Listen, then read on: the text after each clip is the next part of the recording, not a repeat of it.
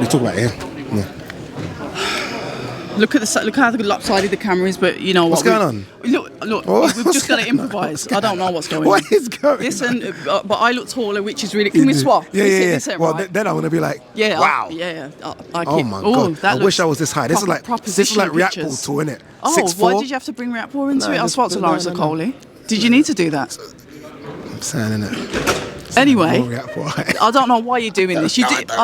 How random is that? I don't know. Do you want to throw Joe Retire in the midnight train? Well, we're going to see if that train gets stopped. Oh. Or it goes through the station. Look at you. So many analogies, so many lines. Well, so many lines. Yeah, innuendos. Anyway, go on. Ade. Yeah. First press conference I've seen you host where you didn't even have to do anything. I hate them. I always say this, innit? But it was a good introduction, and the way you got the crowd. Yeah, because I was like, why are the crowd so quiet? Because Michael Buffer came out, did a little joke, and they didn't even respond. I was like, oh no, yeah. I thought Manchester's supposed to be a bit rowdy. So I thought, okay, 1, 2, 3, and I was like, oh my God. I thought, you know, like a comedian whose jokes ain't dropping.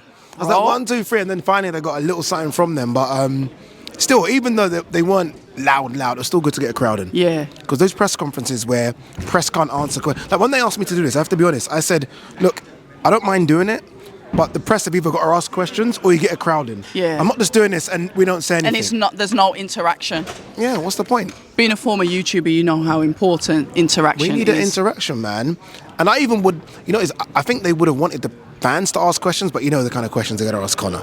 So I think they said no to that, which makes sense, but the press should be asking questions. But you know what? You could see by what Conor was doing, he was prepared for those questions because as soon as Chris Eubank Jr. got ready to spit them out, he knew it was coming. And it kind of shut it down quickly, didn't it? He was like, what else do you want me to say? 100 is like, I've been clear by this, clear by that. And what Chris else was almost like, say? Okay, we move. But that was good because I asked 2 questions and I probably sat back for 10 minutes. I was like, this is amazing. Yeah. Because they said to me, Ade, we only need you for like 30 minutes. We only need you for 30 minutes. Where'd you going to go past? What are you going to do? Just walk past the camera? You didn't see the camera right there? You can walk. Go on, you can go. Might as well come and say hello, innit? If you're going to do that. If you're going to do it, you're going to come and say hello, innit? Come and say hello. I've never been on October, by the way. What? Shout out to Bevis. One of the best and most underappreciated channels on YouTube. And I always say that. You do, but... Okay. What about me? Shout out to Bevis. Anything for me? This man don't need a shout out. He's the face of the zone. Oh, yeah. See? He's watched your channel, though, isn't he? No, I think it's just obvious. That he's a face of his own. To be fair, it's quite obvious now. I think it's obvious. It's quite obvious. You need to just take it. Just take the flowers. Take it. No, did he take it? Anyway, pause. What I liked is Eddie getting involved. Oh my God. And Chris Eubank shutting him down. Loved it. Loved it. Because you never see anyone shut Eddie down. No, you don't. And to the point where there was no respect. There wasn't a case of him saying to Eddie, shut up, and Eddie talking and then letting it go. He's like, no, you ain't saying nothing. Yeah, I'm not listening to you. I was like, what do I do here? Do I just... And then Chris kept saying, Ade, you need to... I was like, what do I do here? So it was a bit awkward, but... do you think they genuinely don't like each other? Yeah. Genuinely? Yeah, I think they... I don't know, you know that Chris is so bold and strong. It's almost like 2 captains in a ship, and although Eddie's kind of the leader, I feel like Chris just doesn't accept that. No, he doesn't. Chris almost feels like, I'm the fighter, you work for me, as opposed to the way around, which kind of should be the way it is. You could see that, how he was with Ben Shalom anyway. He was sort of like, just stop this rubbish now. Talking. Look, what you're talking about size 4, even he went, to Ronnie Davies, who was talking about the size, and he was like, no. Don't worry about that. Put some respect on me as a fighter. Let's not leave it about the size. You could see that that's what he didn't like. Everyone was using his size as an advantage. It's true though, isn't it? Not skill. Because there's almost a case of, he is skillful. We don't talk about that because he is a skillful fighter. Of course he is. Like technically, he's probably a better fighter than Conor, but we just are talking about size. He's right. He's got a point. But then, how does it end? Because he was like adamant. Look, tune in. We'll see what happens. Conor screaming, "I'm going to end your career." He was sort of like he left it open to interpretation. Yeah. What do you think? He said he's got 35-year-old fists. Conor says, I'm the one that's undefeated. How do you see that going in the ring? Seriously, and I mean this now. No, seriously. Like, I think you'd be surprised if... And I know it's weird because everyone said, like, Conor wins the first half of the fight and then Chris wins if it goes long. Halves? That's what they're saying, but you got to look at who Chris has been in the ring with. And that's not saying Conor couldn't beat some of those guys, but he hasn't. We haven't seen it. Whereas Chris, I think that win against Liam Smith, the second fight, is incredible. Such a good win. But my thing is that was with Bomac. And all this sort of swapping and changes. Guys, walk past if you need to. all those swapping and changes Just of trainers. don't worry, it makes it more natural. Yeah, all those swapping and changes of trainers, I do worry about. I don't like that, and we can get into other fighters that do that, but that's for another day. His dad turning up, and then obviously Conor having a goal saying, "Look, your dad's not even here." Yeah, making it personal. Yeah, going straight in under the skin. This is it now, isn't it? All gloves are off. Now all gloves are off. These two do not like each other. They're not going to tiptoe around some of these facts. They dislike each other. You can go past, honestly. Everyone's doing it. Everyone's doing it, brother. Everyone's doing it, so don't worry about it. Be on this channel. It's honestly, it's a good look for you.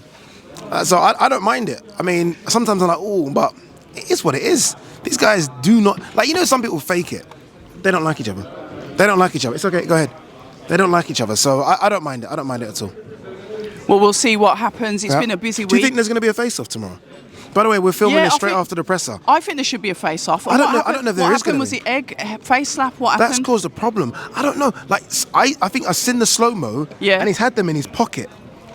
So he's obviously pre-planned it. Okay. So he's had them in his pocket. Yeah. I thought someone came on stage and gave it to him, but he's had it in his pocket. Yeah. And I ain't going to lie, I thought it was fantastic. I thought it was fantastic. Well, he can sell a fight. Mate, like, no one's now talking about Ronnie Schultz or the Ronnie Davis thing. They're all talking about the slap. Why were people talking about that? Oh, no. Look, it's slip of the tongue. I do it all the time. You know what I mean? I've pronounced people's surnames. Why is Chris, Chris is highlighting it like that? Because that's Chris. That's who he is. Yeah, an idiot, man. Idiot.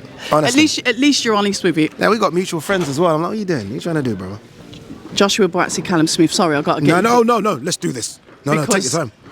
That was so violent. Was an amazing, beautiful display of boxing. Oh, that's what you call it? Yeah. Clearly you like your violence, because I was ringside and I was like that.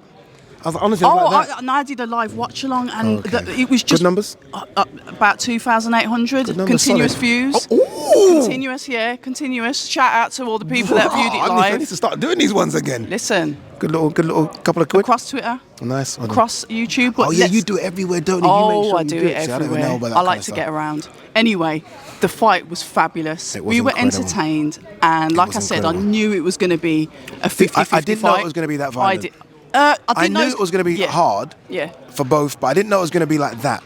Like, I have to be honest, I obviously got it wrong. I didn't know what was left with Callum. Because my question's going in. Why is everyone saying that, though? Because I didn't see it like that. Because, it's because, after the Beterbiev fight, he kind of just vanished off the face of the earth. Because he got married. Didn't he get married? He was doing, like, family stuff. How many days did it take to get married? How many days did it take to get married? One day. He spent about 100 grand on the wedding. One day. Yeah. One day it takes to get married, and then he vanished, and then he came back on this little the Birmingham before card, the bell, and not even on the main event status. Warm up. So I was like, no. And he got him with the same shot. You know with Buasti, yeah. I've always said, okay, question. Go on. That was obviously a former 168 guy against. If someone told you who was the former 168 guy, you'd say Buasti. Yeah, I know. Callum Smith looked enormous. And I've got to stand corrected on that, because somebody mentioned that on the way in, and I says, it doesn't look that much of a difference. Yeah, I was wrong. He must have ballooned up. Way past 200 pounds. Yeah, his easy. Back and legs. Easy. Because normally I looked at him at 168 and I thought, he's big, but he's not skinny. Buasti is the most. He's the one person on TV you think is small. Yes. Then you stand next to him and you think, yes, correct. He is tall. He's big. And he's big. But he just took too many punches, man. He took a lot of punishment. Because his lead hand was down, Ade, all the time. I was thinking, okay, is he resting it there? Because he flicks out the jab from the waist length. But I was thinking, you're taking too much on that. I think he almost was blocking the body shots a bit, and then it just. You think Yeah, because those body shots were.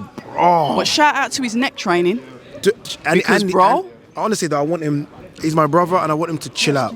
Do you? Honestly, yeah. Go to Ghana, put your feet up, and relax. Because that was a lot of punishment. Okay. And we brave. Don't you think they both took punishment? They or did, you saying but I think Buasti took more. Okay. Because he's so tough. He's got a chin like Golovkin, but we know that ain't a good look. So I want him just to chill for 3 or 4 months, and then decide what he wants to do. He doesn't like going to America. He said that before. So I do wonder about this Virgil Hunter situation. So I don't know. I know it's not just. I'd like to see him come back. Yes, because I don't know if I've seen the necessary improvements with Virgil. I'm not sure, because everything's a bit of a war. And I know he's a slick boxer, but I don't feel like I've seen that. But I nicknamed him the surgeon because he was clinical. Yeah. That's how I remember him. Yeah. Clinical, seek and destroy, 100%. calculated. Yes. But that sort of has gone. Or maybe it's the levels. Oh, yeah. Maybe it's the levels, because obviously every fight now was higher, isn't it? Yeah. But he gets tagged a lot, and I don't know, man. I want him to just chill out and then... Who do you think he should fight next? Yard. If Yard beats Arthur, no, I don't 100%. want to be rude to Arthur, but yeah, if Yard beats Arthur, he's got to go straight. What if he doesn't? Arthur. Okay. Arthur. Let Callum Smith fight Benavidez, Beterbiev, Bivol trilogy, and then see how it plays out. It's okay to have a backward step type fight. Yeah. And then see where we are, because again, that was October. That was a lot of punishment, you know. Yeah. Honestly, and it wasn't a lot of punishment. You were there and you saw it. It wasn't yeah. the championship rounds. It was a lot of punishment from rounds 1 up to 12. Eddie was about to swing, you know. Eddie, you was about to swing, weren't you? Was he? Nah, shut it. I've never seen you like that before. you was like. Because it was premeditated. Yeah. Right. Okay. They're all sitting there planning. Clearly. Fair enough. Do you know what I mean? All right. I think Shalom. Am I doing a face-off tomorrow? Do you think a face-off's happening? Yeah. Okay. It was the contract thing that got to me a bit. Like That was you good. signed That it. was good. Get on with it. You answered your question when you signed the contract. Yeah. But- I enjoyed it. yeah. I enjoyed it. It was enjoyable. Oh, it was fantastic. But then the headline, Dimitri Bivol, Ade man. Beterbiev. I said I sat there, I cried into my pillow on the night. Yeah. Only because, look, it's emotional because they both were in the same amateur school together, amateur school of boxing. Yep.